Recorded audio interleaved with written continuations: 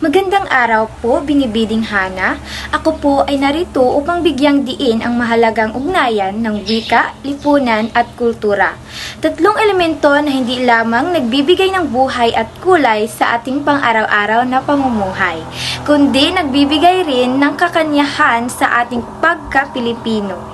Ang ugnayan ng wika, lipunan at kultura ay isang napakahalagang aspeto sa pag-unlad ng isang bansa.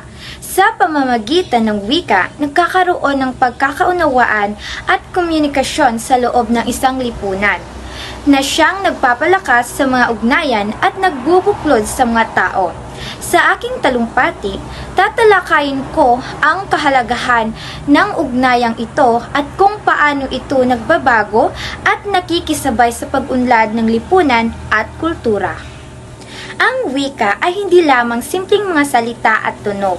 Ito ay naglalaman ng malalim na kahulugan at kultura ng isang lipunan. Sa bawat wika, mayroon mga pananaw at karanasan ng kaakibat nito. Ang pag-aaral ng wika ay hindi lamang pag-aaral ng mga salita at baliri lang ito, kundi pati na rin ang pag-unawa sa kulturang kinalakhan ng mga taong gumagamit nito. Sa pamamagitan ng wika, nagbubuklod ang mga tao sa isang lipunan.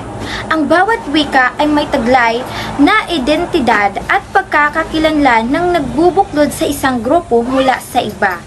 Ito ang nagiging daan upang maipahayag ang mga kaugalian, tradisyon at karanasan ng isang partikular na kultura. Sa lipunan, ang wika ay nagsisilbing tulay sa pagitan ng mga tao. Ito ang nagbibigay daan upang maipahayag ang kanilang mga damdamin, pangangailangan at pananaw. Sa pamamagitan ng komunikasyon, nagkakaroon ng pagkaunawaan at pagkakaisa sa pagitan ng mga individual at grupo. Napakahalaga rin ang papel ng wika sa pagpapalaganap ng kultura. Sa pamamagitan nito, naipapahayag at naipapasa ang mga tradisyon, paniniwala at kaugalian ng isang lipunan. Ang mga kwento, tula, awit at iba pang uri ng panitikan ay mga halimbawa ng kung paano naihahayag at naipapasa ang kultura sa pamamagitan ng wika.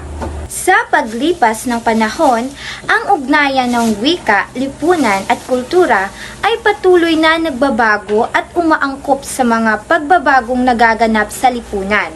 Sa kasulukuyan, sa gitna ng globalisasyon at modernisasyon, maraming wika ang naghaharap sa pagbabago at pagbabalikat sa iba't ibang impluwensya mula sa iba't ibang kultura. Sa pag-unlad ng teknolohiya at pagdami ng mga online platform, mas madaling makakapag-ugnay ang mga tao mula sa iba't ibang kultura at wika. Ang wika ay hindi lamang limitado sa pisikal na pakikipagtalastasan, kundi pati na rin sa mga digital na espasyo. Subalit, hindi rin dapat kalimutan na sa kabila ng pagbabago, mahalaga pa rin ang pagpapahalaga sa sariling wika at kultura.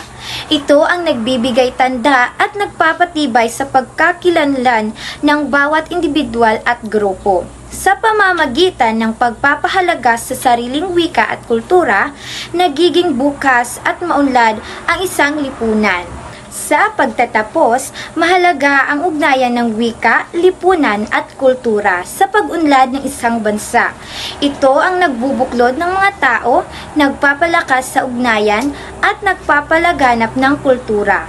Sa pamamagitan ng patuloy na pagpapahalaga at pag-unawa sa kahalagahan ng wika at kultura, patuloy nating maipagmamalaki at mapagtatanggol ang ating pagkakilanlan bilang isang bansa. Ito lamang po at maraming salamat.